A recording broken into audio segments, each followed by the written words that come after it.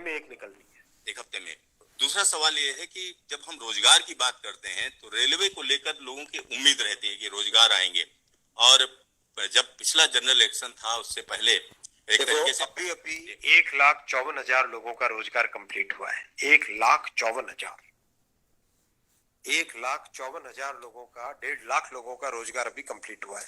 Employment orders मिल गए, लोगों का रजिस्ट्रेशन हो गया, आगे जॉब में अब उनके ट्रेनिंग के लिए लोग जाने लगे। जैसे ही प्रोसेस कंप्लीट हुआ, नेक्स्ट प्रोसेस चालू हुआ।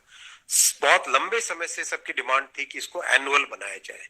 एनुअल इसलिए बनाया जाए, अगर 4-4, 5-5 साल के गैप में आता है तो कई लोगों की एज निकल जाती है उसमें से, राइट। इसीलिए अब एनुअल सिस्टम की तरफ मूव कर रहे हैं। जनवरी में, अप्रैल में, जून में और अक्टूबर में, इन ये चार बड़े चंक है, एएलपी, टेक्निकल, नॉन टेक्निकल और ग्रुप लेवल 1, ये जो 4 बड़ी कैटेगरीज है, इन 4 बड़ी कैटेगरीज का साल में 4 हिस्से किए गए हैं कि जनवरी में स्टार्ट करें एक जो एएलपी का, दूसरा टेक्निकल स्टार्ट करें अप्रैल में, नॉन टेक्निकल स्टार्ट करें जून में, और अक्टूबर में स्टार्ट करें लेवल 1, और ये साइकिल चलती रहे। इस प्रोसेस पे सारे के सारे कैंडिडेट्स की डिमांड लंबे टाइम से रही है कि 4-4 साल का जो फेज होता है, 5 साल का फेज होता है, कई लोग एज बार हो जाते हैं उसमें। एक हर साल आपको अपॉर्चुनिटी मिलती रहेगी तो सबको अपॉर्चुनिटी मिलेगी।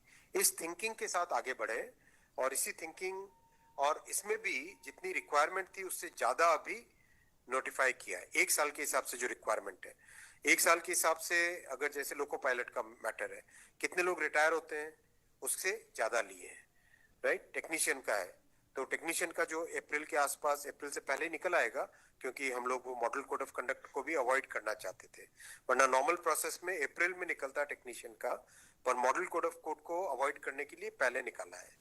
तो जनवरी, अप्रैल, जून, अक्टूबर, फिर अगले साल वापस जनवरी, अप्रैल, जून, अक्टूबर, फिर अगले साल वापस, इस हिसाब से ये प्रोसेस कर रहे हैं। सर, एक साल में कितने जॉब्स निकलेंगे इसमें? डिपेंड करेगा जिसकी जितनी रिक्वायरमेंट है। हर एक जोन की अपनी अपनी रिक्वायरमेंट आती है, हर डिवीजन की रिक्वायरमेंट आती है, कोई एस्टिमेट नहीं, हर वर्कशॉप से आती है। एस्टिमेट बनता है, बन के ही तो निकलता है, फिर एस्टिमेट बन के निकलता है ना, फिर हर एक कैटेगरी के लिए अलग अलग बनता है। अभी 1.5 लाख लोगों को जॉब दिया। आप सोचो उस एग्जाम की कॉम्प्लेक्सिटी, 500 से ज्यादा शहर, कितनी शिफ्टें, 1000 से ज्यादा शिफ्टें, 15 लैंग्वेजेस, 1-1 करोड़ लोग एप्लीकेशन। कहीं पे कोई कंप्लेंट आई? 0 कंप्लेंट। कहीं पे कोई paper leak? 0 paper leak. Complete हुआ ना एकदम ट्रांसपेरेंटली। पार्लियामेंट में हमारी ऑपोजिशन के लोग, कांग्रेस के एक एमपी बोले कि आश्चर्यचकित है कि इतना बड़ा एग्जाम कैसे बिना कोई पेपर लीक के हो गया। तो एक उस चीज को भी तो देखो। Thank you sir.